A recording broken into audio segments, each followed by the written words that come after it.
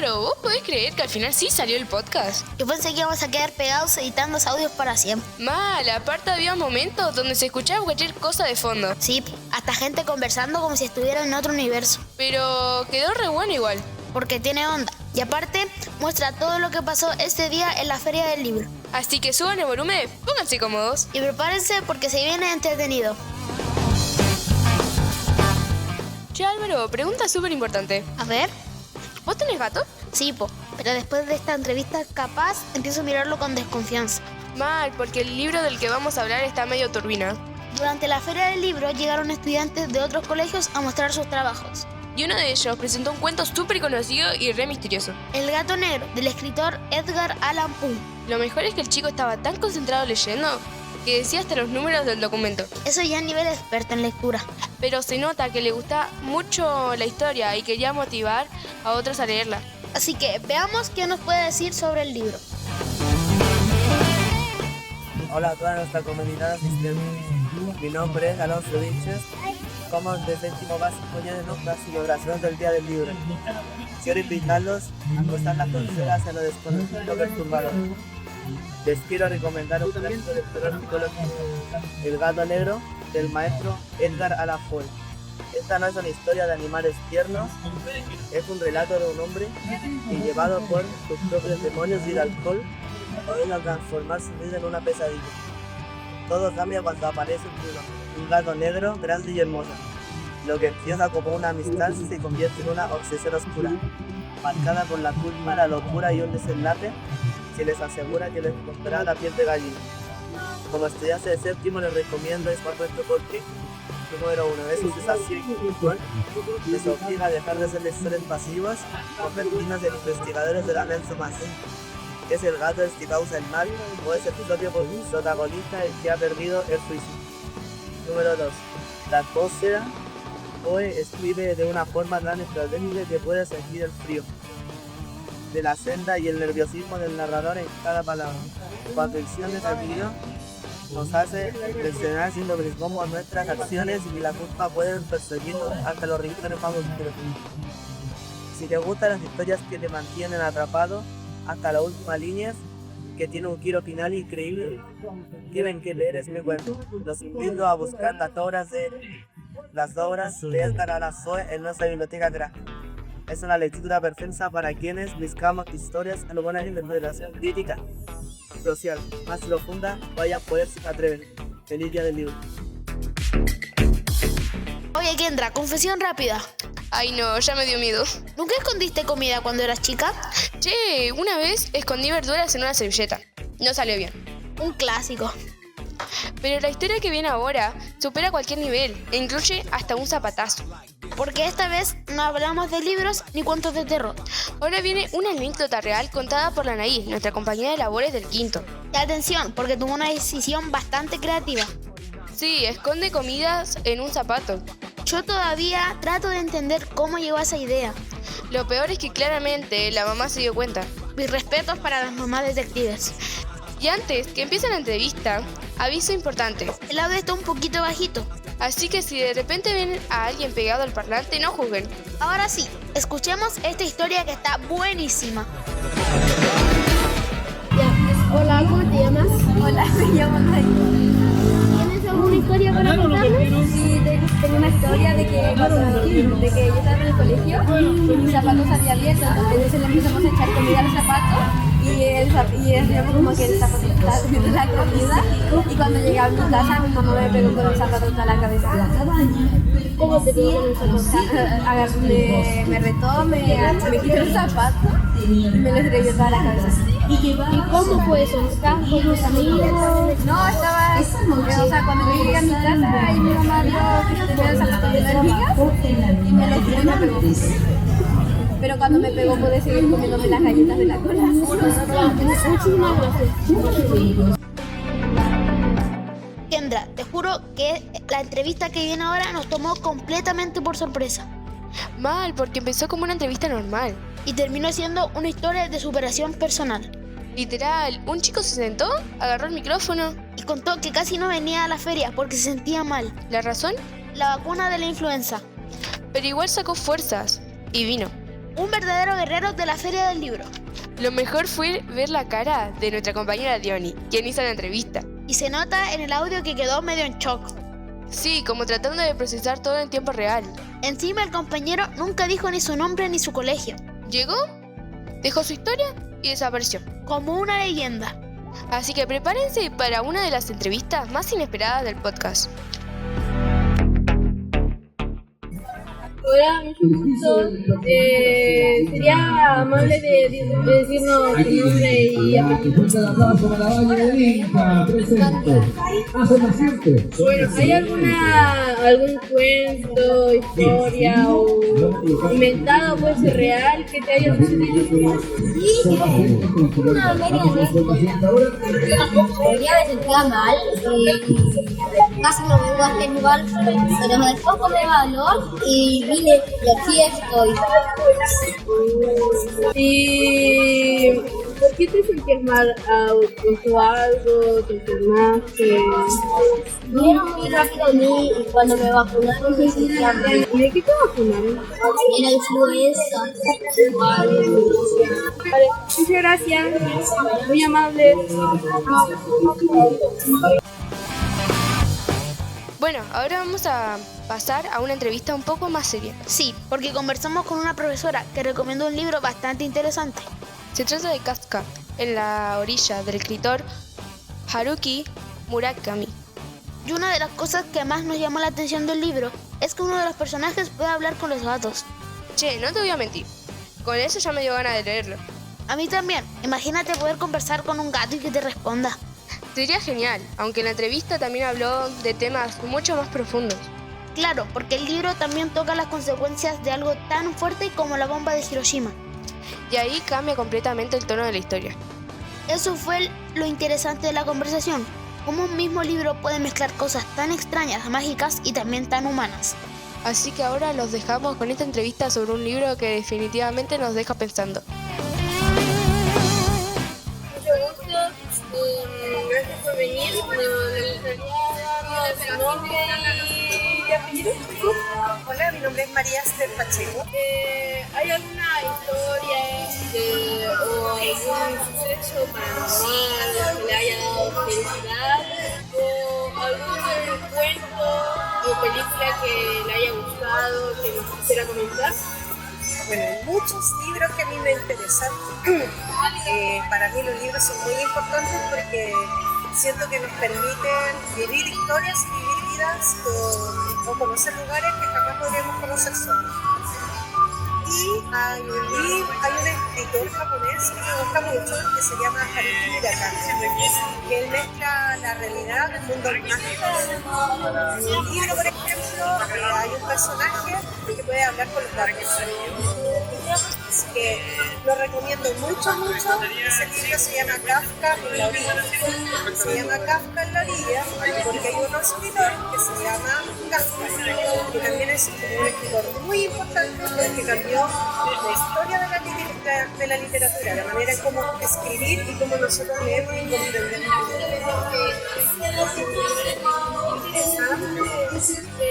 ¿Había alguna parte que haya sido su favorita o que le haya dado risa? Hay un evento que es muy interesante en el libro, que es como un misterio, pero al mismo tiempo conduce con la historia real, que tiene que ver con los bombardeos de las bombas nucleares en Japón. Y este personaje que puede hablar con los gatos fue afectado por esta bomba, por este estallido de luz, porque ahí en el libro no dice que es la bomba, pero intuye que es eso. Y quedó con un problema para comunicarse con las personas, pero sin embargo puede comunicarse con los gatos. Y ese momento me marcó mucho porque siento que todos tenemos habilidades que desconocemos hasta que las vivimos. Como que de repente podemos perder cosas, pero ganamos otras cosas. Y si vemos qué cosas nos interesan o cómo nos podemos relacionar. Muchísimas gracias. A ti, muchas gracias y qué bueno que tengan este espacio de conexión. Kendra, se viene una entrevista que me dejó pensando harto. Sí, porque esta vez conversamos con una estudiante de enseñanza media sobre un libro súper clásico. Don Quijote de la Mancha. Y lo primero que dijo fue básicamente, sí, es difícil. De hecho, contó que a veces hay que leerlo con un diccionario al lado. Mal, porque tiene palabras antiguas y formas de hablar que ya casi ni se usan. Pero lo más interesante no fue eso. Claro, porque explicó que el libro fue un regalo de su padre. Y en vez de dejarlo guardado o pensar, qué complicado, le dio curiosidad. Como que le gustaba la idea de ponerse a prueba. Sí, autodesafiarse leyendo algo que sabía que no iba a ser difícil. Y honestamente, eso igual inspira un poco. Porque a veces los libros más difíciles son justamente los que te dejan pensando. Así que ahora los dejamos en esta conversación sobre desafíos, lectura y un clásico que sigue dando vueltas después de muchísimos años. Voy a contar una historia chistosa con el Quijote. En Navidad del año pasado, yo le pedí a mi papá que me regalara un libro que él creía que me podría gustar, porque a mí me gusta mucho leer. Entonces le dije, papá, a ver qué libro tú me recomiendas para leer. Y llega con un paquete muy grande y pesado. Y yo dije, oh, ¿qué es esto? Llega y me dice, ábrelo, tienes que leerlo. Lo abrí y era el Quijote. Y ustedes saben cuánto es el Quijote de grande, muy grande. Y resulta que las palabras que ocupa son bastante complejas como para entender si uno no está con un diccionario al lado, porque es un español bastante antiguo. Entonces llegó, me lo dio y me dijo, tienes que leerlo ahora. Y yo casi me muero porque dije, ¿cómo voy a leer eso ahora? Porque además estaba muy ocupada, tenía muchas cosas que hacer. Entonces lo vi, me dijo que lo tenía que seguir leyendo, que tuviera, como fuera perseverante y todo. Todavía lo tengo guardado. Aún no puedo porque es un poquito complejo, pero creo yo que esos como detalles que dan a veces nuestros papás, que como que nos incentivan como con un reto, nos dicen tienes que leer esto, creo que me motivó bastante como para seguir leyendo y ponerle bueno hasta llegar con el momento donde sea capaz de leerlo y lo comprendas súper bien. Kendra, seguimos con los clásicos. Sí, y esta vez nos fuimos directamente a la antigua Grecia. Porque un estudiante del colegio Atenea nos habló de la Odisea. Y contó algo que pasa mucho. Primero leyó el libro porque iba a entrar en una prueba. Pero lo interesante es que dijo que la bibliotecaria del colegio ayudó muchísimo a motivarlos. Sí, porque una cosa es que te obliguen a leerlo. Y otra muy distinta es que alguien logre entusiasmarte con la historia. Al final dijo que le gustaba mucho el libro porque el protagonista se le encuentra con su amada después de todo el viaje. Aunque omitió un pequeño detalle. Sí, el momento donde Odiseo elimina básicamente a todos los pretendientes. Detalles mínimos de la lectura clásica. Lo que sí, ahora todo el mundo está hablando de que pronto hará una película dirigida por Christopher Nolan. Y ahí viene la gran pregunta. ¿Será mejor ver la película? ¿O siempre va a ser mejor leer el libro primero? Eso se lo dejamos a ustedes. Recientemente en el octavo A estamos leyendo La Odisea, que es un libro que trajimos a nuestro stand. La profesora Jaina se ha encargado de que sepamos un poco sobre lo que es y eso me gusta porque al inicio no era un libro tan interesante hasta que ya nos explicó de qué trataba. Entonces de verdad siento que la biblioteca y lo que es la profesora que se encarga de ella es lo mejor que hay en el Colegio Atenea. ¿Hay alguna parte de ese libro que te haya gustado, que te haya dado risa, tristeza? Bueno, la parte que más me gusta del libro La Odisea es el final cuando el protagonista Ulises, o Odiseo como se conoce en el cómic, llega a su hogar, que es Ítaca, y se reencuentra con su esposa Penélope y su hijo Telemaco. Siento que es un reencuentro muy lindo si metimos la parte del final en la que él se encarga de matar a todos los pretendientes de su esposa. Pero yo estoy hablando de algo lindo. Entonces La Odisea es un libro muy bueno, lleno de aventuras. Bueno, Kendra, ahora nos vamos al norte de Chile. Sí, porque el trabajador social nos recomendó un libro de Hernán Rivera Letelier. Estamos hablando de Fata Morgana, de amor con banda de música. Y algo que me gustó mucho de la entrevista es que contó que ese libro fue uno de los que más lo motivó a leer. Como ese libro que te engancha y después te deja buscando más historias. Además, habló harto de la música dentro de la novela. Sí, porque la música de la historia no solo está de fondo, también une a las personas. Y ahí aparece un tema que sigue pasando incluso hoy. El amor entre personas de mundos distintos. Che, eso siempre termina siendo complicado, ¿no? Porque aunque cambien las épocas, las clases sociales siguen marcando diferencias. Pero justamente por esas historias llaman tanto la atención. Porque muestran que al final las personas sienten las mismas cosas, aunque vivan en realidades súper diferentes. Así que ahora los dejamos con esta recomendación llena de música, desierto y amor imposible. Libro, a ver. Bueno, yo me llamo. ¿Cómo me llamo? Ya, mire, yo me llamo Bernabé Ortiz, soy trabajador social y trabajo aquí en Concelí en un programa que se llama Habilidades para la Vida. Y estamos en el colegio de ustedes, en las Araucarias. De hecho, yo estoy a veces en el colegio de ustedes. Y la pregunta que me hacía, ¿cuál es un libro que me haya marcado? Hay varios libros que me marcaron, pero hay un libro que me dejó como durante mucho tiempo las ganas de seguir leyendo, que se llama Fata Morgana de Amor con banda de música. ¿Nos podría contar de qué se trata? Es un libro de un escritor antofagastino que se llama Hernán Rivera Letelier y que habla acerca de una historia que ocurría en La Pampa del norte. Antes, en el norte, a comienzos del siglo XX, se extraía un mineral que se llama salitre, que generó mucha riqueza para Chile, pero para las personas que trabajaban ahí, que eran los obreros, no ganaban tanto dinero, solo el dinero lo ganaban las personas que eran dueños. Y la historia de este libro cuenta acerca de un trompetista. En esa época había muchos músicos que andaban dando vueltas por todas partes, porque con la Guerra del Pacífico, la que fue a finales del siglo XIX, había muchas bandas por todas partes dando vueltas y tocaban baterías, tocaban trompeta y todo. Y esta historia habla acerca de un músico que andaba dando vueltas en este pueblo y se enamoraba de una chica, pero esa chica era de clase alta y él era de clase baja. Entonces ahí estaba la gracia del exacto. Usted dice que le gustó como al final, cómo terminaron. Me gustaba la parte donde el músico tocaba trompeta. Sí, cuando se iba adentro me gustaba. Esas partes que hacían música eran las partes que a mí más me... Y ese libro es como gracioso, triste. Tiene cosas chistosas a veces. Y tiene también el drama de que ese amor entre dos personas de clases sociales distintas es muy difícil que se pueda concretar, la gente opina, hay cosas que pasan.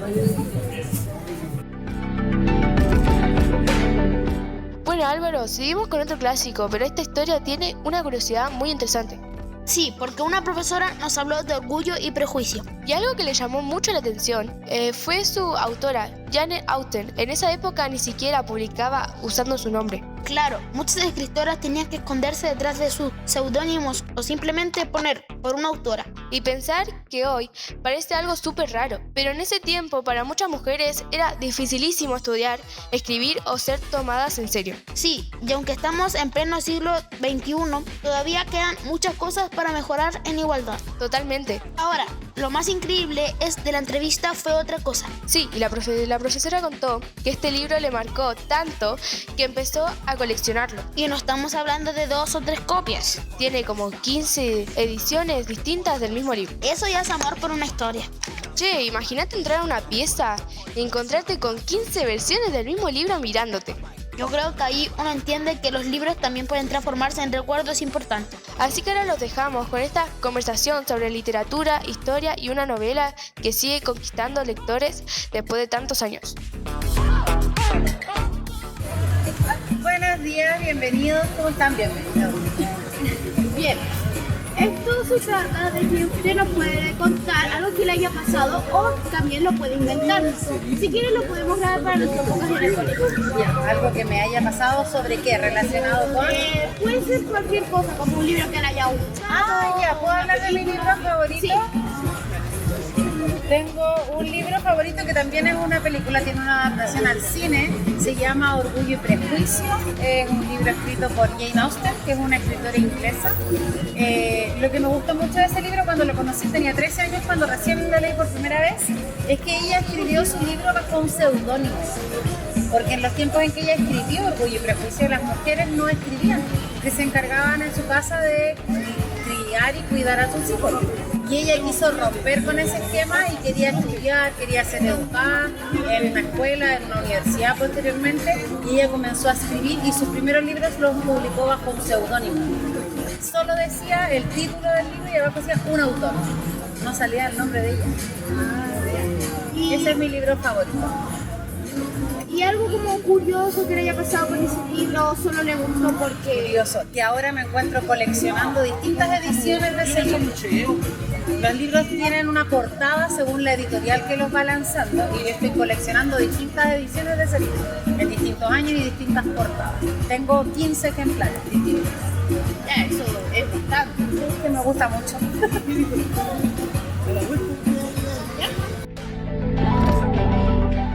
Bueno, Kendra, llegamos a la última entrevista de este especial del mes del libro. Sí, y cerramos nada más con el alcalde de Conchalí, René de la Vega. Oye, espera, pregunta seria. A ver, ¿Qué es exactamente una autoridad política? supongo que alguien que trabaja tomando decisiones para ayudar a una comunidad.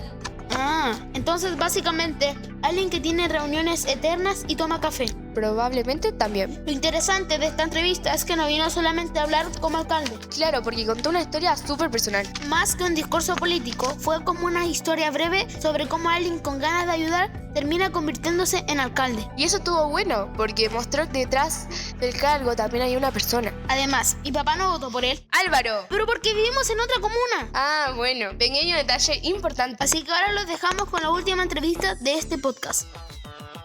Bueno, esta es una historia de un hombre que tenía un sueño que a lo mejor era imposible para muchos, pero para él era parte de sus metas. Una meta que nació puntualmente en donde inicialmente donde vivía, quería hacer grandes cambios.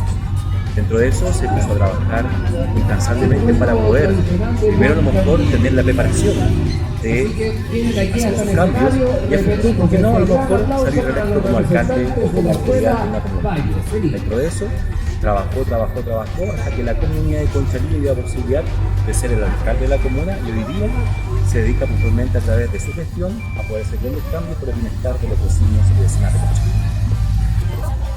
¿Por qué, no sé, quiso contar como esta historia?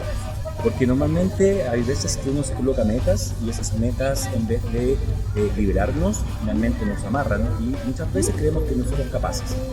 Aquí puntualmente quise demostrar que sí somos capaces de hacer grandes cambios. ¿Usted cree que esta historia le vaya a gustar como a otras personas o lo recomendaría? O sea, yo creo que cualquier historia de integración en donde se demuestra que todos somos capaces, que todos tenemos las mismas oportunidades, claramente puede inspirar a muchos. Creo que finalmente los límites muchas veces los colocamos nosotros mismos, pero si uno trabaja por eso, creo que no hay límites y siempre hay libros señalados. Hay que colocarse metas grandes para llegar a cumplir las metas chicas.